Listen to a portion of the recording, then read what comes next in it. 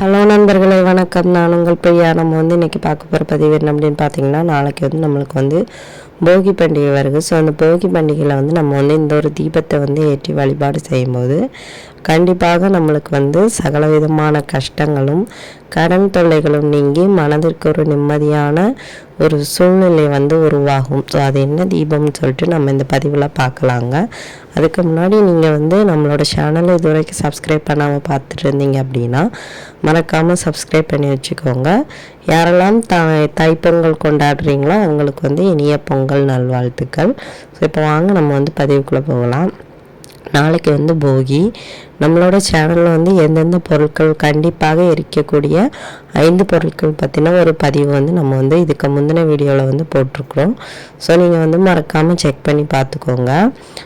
இப்போ நம்ம பார்க்க போகிறது என்ன அப்படின்னு பார்த்தீங்கன்னா, நம்மளோட குலதெய்வத்தை நாளைக்கு நம்மளோட வீட்டுக்கு கூட்டிகிட்டு வர்றதுக்கு நாளைக்கு போகி ப்ளஸ் பௌர்ணமியும் இருக்கிறதுனால நம்ம குலதெய்வம் நம்ம வீட்டில் தங்குறதுக்காகவும் நம்மளோட மன நிம்மதிக்காகவும் கஷ்டங்கள் நீங்கி செல்வ செழிப்பாக வாழ்வதற்கும் இந்த ஒரு தீபத்தை நீங்கள் நாளைக்கு போட்டிங்க அப்படின்னா கண்டிப்பாக அது நடக்குமா. அது எத்தனை மணிக்குள்ளே பண்ணணும் அப்படின்னு பார்த்தீங்கன்னா, இரவு 7 மணி அளவில் பண்ணணும். ஸோ அது என்ன தீபம், அந்த தீபம் போட என்னென்ன பொருட்கள்லாம் தேவை அப்படின்னு பார்த்தீங்கன்னா, உங்களுக்கு முதல்ல ஒரு தாம்பழத்தட்டு இல்லைன்னா பாக்கு மட்டையிலான தட்டு இல்லை இலை வாழை இலை கூட எடுத்துக்கலாம். அதில் 3 கைப்பிடி அளவு பச்சரிசி எடுத்து அந்த தட்டு வச்சுருக்கீங்க அப்படின்னா தட்டு முழுவதும் பரவுற மாதிரி 3 கைப்பிடி அளவு பச்சரிசி எடுத்து வச்சுக்கோங்க. அதுக்கு மேலே ஒரு கொத்து வேப்பிலையை சுற்றி விரித்து வச்சுக்கோங்க. அதுக்கு மேலே ஒரு அகல் வச்சு அந்த அகலுக்கு மஞ்சள் குங்குமம் போட்டு வச்சு அந்த அகலில் கொஞ்சம் கல் உப்பு எடுத்து நிரப்பி வச்சுக்கோங்க. அதுக்கு மேலே இன்னொரு அகல் வச்சு அந்த அகலுக்கும் மஞ்சள் குங்குமம் போட்டு வச்சு அந்த அகல் விளக்கில் தான் நம்ம தீபம் ஏற்ற போகிறோம். ஸோ அந்த தாம்பழத்தட்டை பூக்களால் அலங்காரமும் செஞ்சு வச்சுக்கோங்க.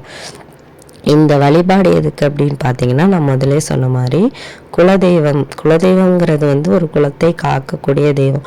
ஒரு வீட்டில் ரொம்ப நாளாக கஷ்டத்தில் இருக்கிறாங்க, எந்த விஷயம் தொடங்கினாலுமே ஒரு சக்ஸஸே ஆக மாட்டேங்குது அப்படின்னா குலதெய்வத்தோட அந்த குறைகள் இருப்பதுனால கூட இந்த மாதிரி நடக்கும்.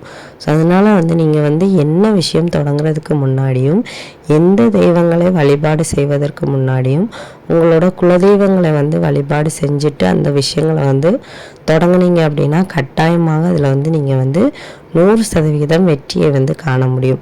அதுக்காக தான் இப்போ நம்ம உதாரணத்துக்கு பார்த்திங்கன்னா, ஒரு திருமணம் எடுக்கிறாங்க அப்படின்னா அந்த முதல் பத்திரிக்கையை கூட அவங்க அவங்களோட கோவிலுக்கு குலதெய்வ கோவிலுக்கு தான் கொண்டு வைப்பாங்க. ஸோ அதுக்காக தான் சொல்கிறோம். அதுவே ஒரு நல்ல காரியம் தொடங்கும் போதும் நம்ம இந்த மாதிரி செஞ்சுட்டு வந்தோம் அப்படின்னா கண்டிப்பாக அதற்குரிய பலன்களை 100% நம்மளோட குலதெய்வம் தர்மம். நாளைக்கு பௌர்ணமி.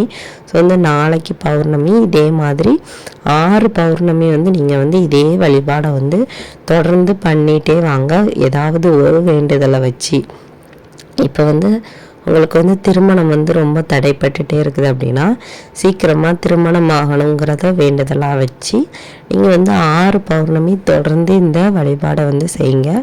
கண்டிப்பாக அந்த வேண்டுதல் நிறைவேறுவதற்கு உங்கள் குலதெய்வங்கள் உங்களுக்கு ஆசை புரிவாங்க. இதை உங்களால் கண்கூடாக பார்க்கவும் முடியும்.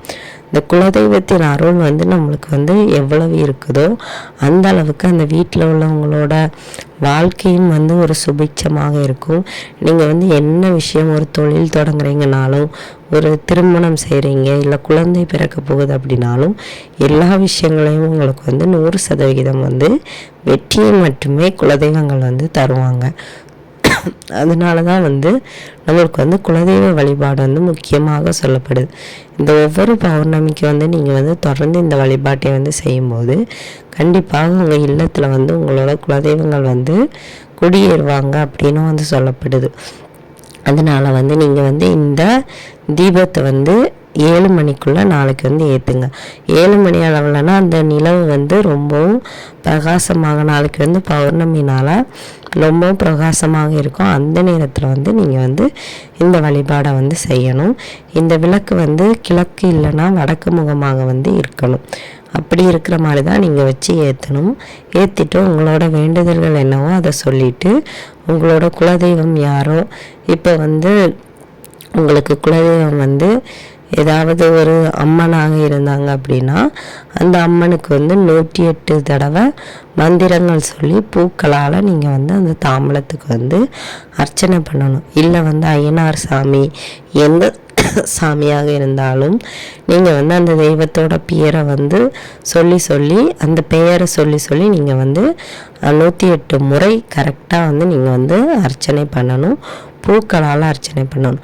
அதே மாதிரி இந்த தட்டில் வந்து நீங்கள் வந்து 1 ரூபா காயினோ 2 ரூபா காயினோ கொஞ்சம் இருக்கிற மாதிரி பரப்பி வச்சுக்கணும். அதை நான் வந்து சொல்ல மறந்துட்டேன்.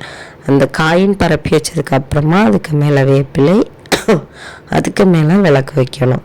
ஸோ இப்படி வச்சு நீங்கள் வந்து தீபம் ஏற்றி பாருங்கள். கண்டிப்பாக உங்களுக்கு வந்து 100% பலனும் கிடைக்கும். உங்களோட வாழ்க்கை மாறுவதை உங்களால் பார்க்க முடியும். உங்கள் குலதெய்வம் வந்து உங்கள் வீட்டுக்கு வரதையும் உங்களால் உணர முடியும். உங்கள் குலதெய்வத்தின் அருள் முழுமையாக உங்களுக்கு வந்து கண்டிப்பாக கிடைக்கும்.